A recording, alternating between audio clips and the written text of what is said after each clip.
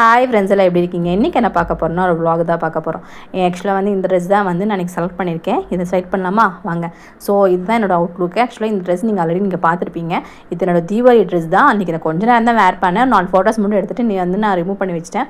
So இன்றைக்கி நான் இந்த ட்ரெஸ் சூஸ் பண்ணேன். எதுக்கு அப்படின்னா பக்கத்தில் ஒரு எங்கேஜ்மெண்ட்டு. ஸோ அதனால் இந்த ட்ரெஸ் வந்து நான் சூஸ் பண்ணலான்னு சொல்லிட்டு இந்த ட்ரெஸ் நான் சூஸ் பண்ணேன். எப்படி இருக்குது அவுட்லுக்குன்னு மறக்காமல் கமெண்ட்டில் சொல்லுங்கள். ஓகே, ஸோ இதுதான் என்னோட பொண்ணோட ட்ரெஸ். ஆக்சுவலாக இவ வந்து தீபாவளிக்கு போடவே இல்லை.